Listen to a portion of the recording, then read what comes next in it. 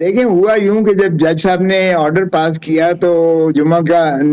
वक्फा हो गया जुम्मे नमाज का, और चूंकि जो परवेज इलाही साहब अदालत में ही बैठे रहे कि जब तक मुसद्दका नकल मिल जाए, ताकि वो दिखाने लायक हो जाएं कि मेरे पास ये ऑर्डर मौजूद है। और नॉर्मली हमेशा ऐसा ही हम किया करते हैं कि उनको कहते हैं कि मुसद्दका नकल जब तक आपको न मिले उस वक्त तक आप बैठे रहिएगा। तो मैं भी उनके साथ बैठ गया, और उसके बाद ये हुआ कि पता चला कि बाहर से अफवाहें आना शुरू हो गई कि जी पुलिस ने तो चारों तरफ से घेर लिया है, न सिर्फ उनकी अदालत को बल्कि फेन रोड और टर्नर रोड जो हाई कोर्ट की बैरूनी सड़कें हैं, सबब यानी उनके करीब कुर्ब जवार की जो सड़कें हैं उस पर भी पुलिस आ चुकी है। और वो उन्होंने कहा है कि हम हर कीमत पे चौधरी परवेज इलाही को गिरफ्तार करेंगे, अदालत कुछ भी करती रहे। तो मैंने जब उसके बाद आके वो तशरीफ लाए जज साहब जुम्मे नमाज के बाद, तो मैंने उनको ज़ाहिर रोस्ट्रम पे खड़े होकर, और जज साहब भी मेरे साथ खड़े हो गए और एक दो और वकला भी खड़े हो गए, और मैंने कहा कि जी आपने जो एक ऐसा खूबसूरत ऑर्डर पास किया है और जिसमें आपने आइन की पासदारी का जो हल्फ उठा रखा है, आपने उस पर अमलदारी करते हुए चौधरी परवेज इलाही को सिर्फ रिलीफ नहीं दी है, बल्कि आपने पाकिस्तान के अवाम को ये एक मुइदा दिया है कि आप आइन के मुहाफिज अभी मौजूद हैं और अभी भी लोगों की पासदारी इस तमाम तर सफोकेशन के बावजूद की जा रही है। क्योंकि चौधरी साहब भी 5वीं दफा उनका ऑर्डर हुआ था, और आखिर जज साहब ने तंग आकर कहा कि क्या ये मजाक आप बंद भी करेंगे कि नहीं। तो फिर उन्होंने जो ऑर्डर लिखा था आखिरी 3 लाइनों में, जो जज साहब ने, वो कमाल का ऑर्डर है कि 21/9 की तारीख देते हुए दूसरे फरीक को कहा कि आप आकर जवाब दीजिएगा। उन्होंने लिखा कि चौधरी परवेज इलाही को किसी केस में गिरफ्तार नहीं किया जाएगा, ना पुलिस गिरफ्तार करेगी, ना FIA गिरफ्तार करेगी, ना एंटी करप्शन डिपार्टमेंट गिरफ्तार करेगा, ना गिरफ्तार करेगा, और ना ही किसी यानी MPO में, maintenance of public order, MPO में किसी में गिरफ्तार किया जाएगा। तो खसूसन ये उन्होंने स्पेल आउट किए इसलिए कि हमें अंदेशा था कि अगर इन्होंने सिर्फ प्रोटेक्शन दी तो और महकमे डिपार्टमेंट आ जाएगा, जो मजाक हो रहा है इस मुल्क में। तो उन्होंने साफ ऑर्डर लिखा। तो फिर मैंने कहा कि जी चौधरी साहब को सिर्फ ये नहीं कि खदशा है कि ये पुलिस जो है उन्हें गिरफ्तार कर लेगी, बल्कि उनकी जिंदगी को भी खतरा है, क्योंकि उनको बावजूद इतने महीने की जो है महबूसी के उनकी तबीयत और उनकी जो है सेहत भी और उनकी कमजोर भी हो गए हैं। तो वो इस चीज की मुतकादी नहीं है कि उनको रफ अप किया जाए, उनकी जिंदगी भी खतरे में हो सकती है। तो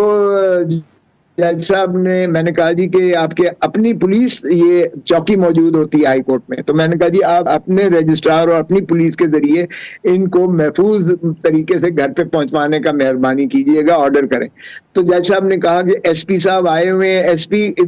अदालत में ही मौजूद था। तो SP को अदालत ने बुला लिया। SP साहब को उन्होंने कहा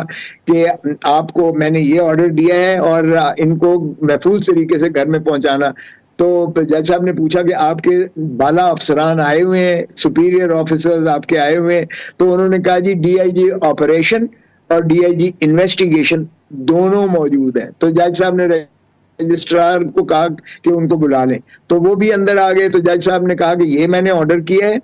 खोसा साहब ने ये खदशा जाहिर किया है कि आप गिरफ्तार करेंगे या इनकी जिंदगी को कोई खतरा लाहक है। मैंने ये सारे इदारों को माने कर दिया है कि इनको गिरफ्तार नहीं किया जाएगा 21/9 तक। सो आप ये यकीनी बनाएं कि इनको घर महफूज तरीके से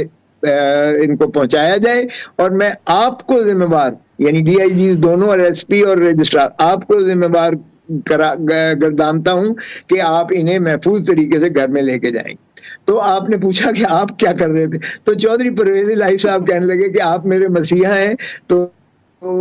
आपके मेरे सिर्फ वकालत के रिश्ते ताल्लुक नहीं है, हमारे सोशल रिलेशंस भी हैं, हमारे पॉलिटिकल रिलेशंस भी हैं, और हम एक हुकूमत का हिस्सा भी रहे हैं। तो उन्होंने कहा कि नहीं, आप मेरे कॉफी पिए बगैर मेरे घर से ऐसे आप नहीं जाएंगे। एक तरफ DIG साहब के साथ बैठ गए, जिनको जज साहब ने जिनको तफवीज किया था, ये उनके जिम्मे लगाया था। SP साहब बैठ गए, ड्राइवर के साथ SP साहब बैठ गए, मेरे साथ जो है वो चौधरी परवेज इलाही साहब बैठ गए और उसके जो है लेफ्ट साइड पर खिड़की की तरफ जो हाईकोर्ट बार के साबका सदर हैं ताहिर नसरुल्लाह वडैच साहब वो बैठ गए और उनके जाहिर सपोर्टर्स और उनके जो है बहुत सारे चाहने वाले और वकला जो है वो साथ नारे मारते हुए और पायदान पर चढ़ के और माल रोड और ये वो। फिर हम जब आए हैं यहाँ माल रोड से जब टर्न लिया है नहर पर गए हैं चढ़े हैं और एफसी कॉलेज की तरफ अभी मुड़ने लगे हैं जिस तरफ चौधरी साहिबान के घर हैं तो वहां ब्लॉक हुआ था, वहां ब्लॉक हुआ था और वो जो डीआईजी था एकदम वहां गाड़ी रुकते ही उसने खोला और शीशा एकदम बाहर निकला और ये पहले ही मंसूबा बंदी जो है डीआईजी साजिश था, सहूलत कार्ड था, एसपी सहूलत कार्ड था। अच्छा। इसको घर चौधरी को पहुंचने देना, चौधरी को घर नहीं जाने देना, ये हाईकोर्ट और नो हाईकोर्ट। तो ये जो है मेरा यकीन है कि यही हुआ। उसके बाद जो है यानी मैं हैरान हूं कि मुंडा से मारे हुए गुंडों की तरह सफेद पारचात यानी वो शलवार कमीज पहने हुए मुंडा से मारे हुए और ऊपर से भी यूं सर पे भी इस तरह डांपा हुआ वो आगे मुझे कहा खोसा साहब आप प्लीज गाड़ी से उतर आइएगा।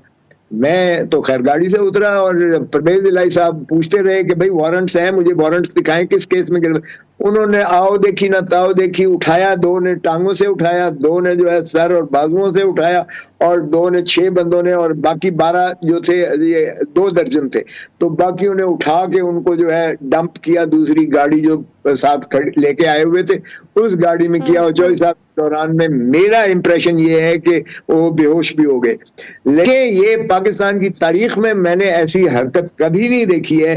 कि ये तो अब देखे ना, अब तो आएगा ना सुप्रीम हाई कोर्ट में आएगा ये तौहीन अदालत का आएगा, क्योंकि जिनको उन्होंने कहा कि आप मुहाफिज बन के जाएं, मुहाफिज ही जब गद्दारी करे वो तो कम से कम सामने हैं जिनको हम पहचानते हैं।